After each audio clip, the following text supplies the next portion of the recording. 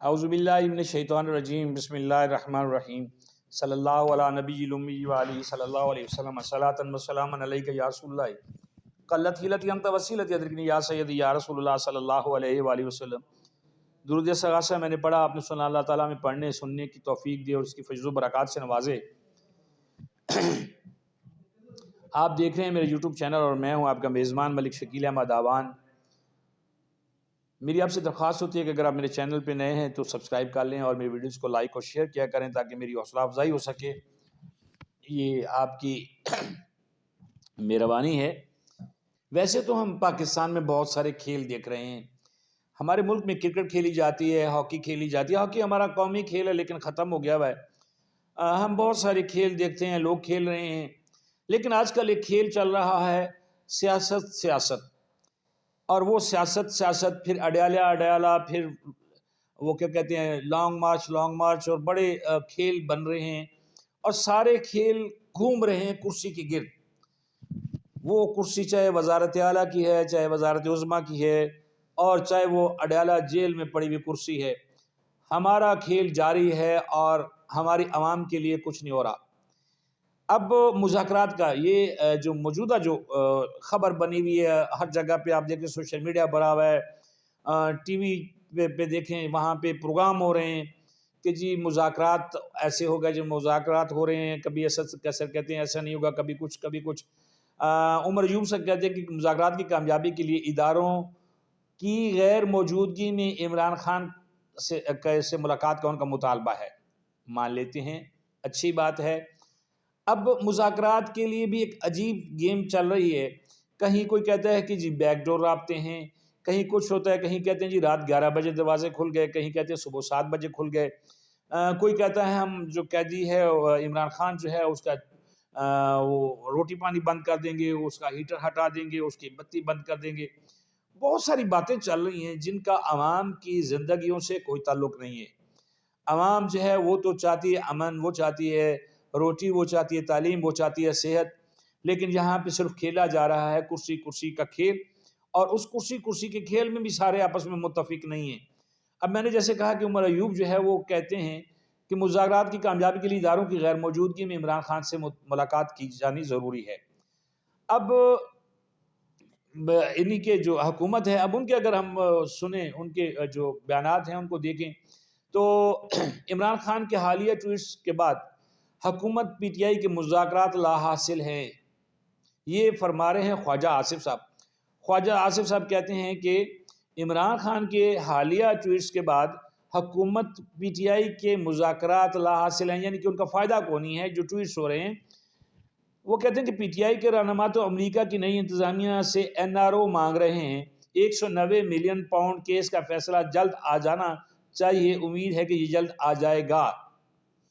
وہ تو سب کو پتہ ہے کہ یہ فیصلہ جو ہے وہ ایک پریشر ہے، مذاکرات کے حوالے سے یہ پڑا ہوا ہے، اس کے اوپر تبصرہ کرنے کی ضرورت نہیں ہے، سب کو نظر آتا ہے کہ جی یہ ایک آپ سمجھ لیں کہ ایک تلوار لٹکائی ہوئی ہے، لیکن وہ جو اندر بیٹھا ہے وہ بھی بڑا جو ہے وہ پکے نیت سے بیٹھا ہوا ہے، جس کو عمران خان کہتے ہیں، وہ بھی ٹس سے مس نہیں ہو رہا۔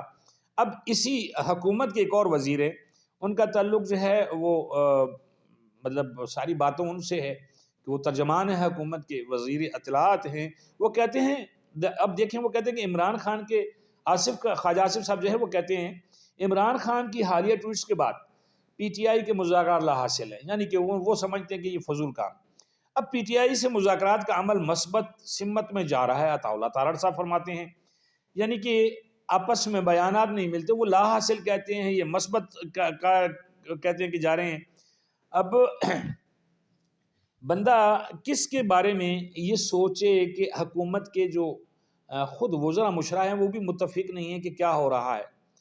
ہونا یہ چاہیے کہ تسلی سے بیٹھ کے ساری پارٹیز، اور اس میں کوئی حرج بھی نہیں ہے کہ اگر وہ عمران خان سے ملنا چاہتے ہیں، عمران خان سے وہ بانی پی ٹی آئی ہے، اس کے ساتھ اگر اس کی پارٹی کے لوگ ملنا چاہتے ہیں ان کو ملنے دینا چاہیے۔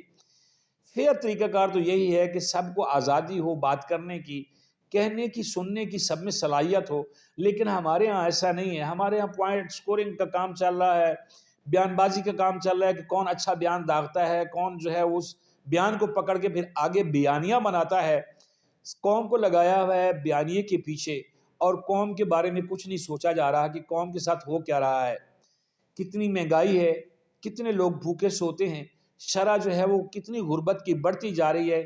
ان چیزوں سے کسی پارٹی کو کوئی دلچسپی نہیں ہے، چاہے وہ کوئی بھی ہو، چاہے وہ اس وقت مذہبی جماعتیں ہوں، چاہے وہ اس وقت جو سیاسی جماعتیں ہیں۔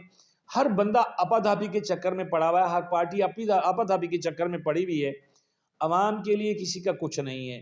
جو وسائل ہیں، جو دستیاب وسائل ہیں حکومت کے پاس یا دیگر لوگوں کے پاس، وہ سارے جو ہے وہ اپنے اپنے معاملات کو سیدھا کرنے کے لیے استعمال کیے جا رہے ہیں۔ اس کا جو ہے وہ اخراجات کچھ نہیں ہو رہے جو غریب کے لیے فائدہ مند ہوں۔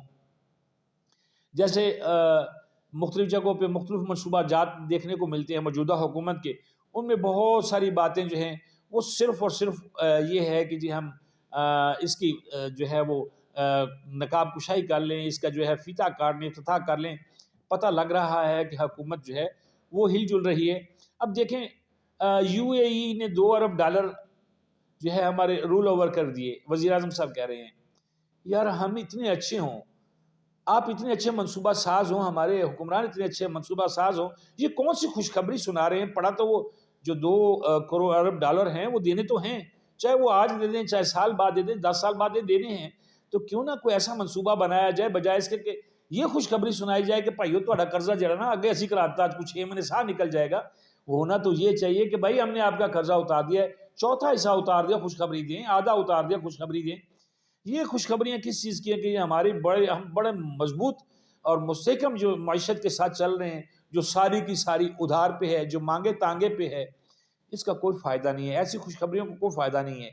بجائے اس کے وزراء مشرا اور یہ پی ٹی آئی کے رہنما بیان داغ رہے ہیں، یہ سب لوگوں کو بیان نہیں داغنے چاہیے، ان کو بیٹھنا چاہیے، بیٹھ کے سوچنا چاہیے، ایک گھر کی طرح سوچنا چاہیے۔ یہ ملک ہمارا گھر ہے، کیا گھر کو چلانے کے لیے اسی طرح ہوتا ہے کہ سارے لوگ آپس میں لڑ رہے ہوتے ہیں، آپس میں ایک دوسرے کے اوپر تانا سازی کر رہے ہوتے ہیں؟ نہیں، وہ بیٹھتے ہیں، فیصلہ کرتے ہیں کہ یار یہاں کمرہ ہونا چاہیے، اس کی اتنی کھڑکیاں ہونی چاہیے، وہ اتنا بڑا ہونا چاہیے۔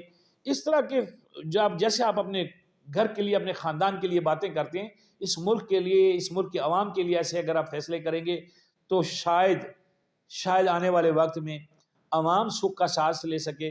ورنہ تو لوگ کہتے ہیں کہ یار اس آزادی کا ہمیں کوئی فائدہ نہیں ہے، اس آزادی کا ہمیں کوئی فائدہ نہیں ملا جس میں ہم انگریز کے تسلط سے نکلے اور چند خاندانوں کے تسلط میں آ گئے، اس کا پھر کیا فائدہ ہے جب تک یہ بڑے خاندان فیصلہ نہیں کرتے، کوئی اچھا کام نہیں کرتے۔ بہت سارا خیال رکھیے گا اپنا بھی، اپنے ملک کا بھی۔ جزاک اللہ۔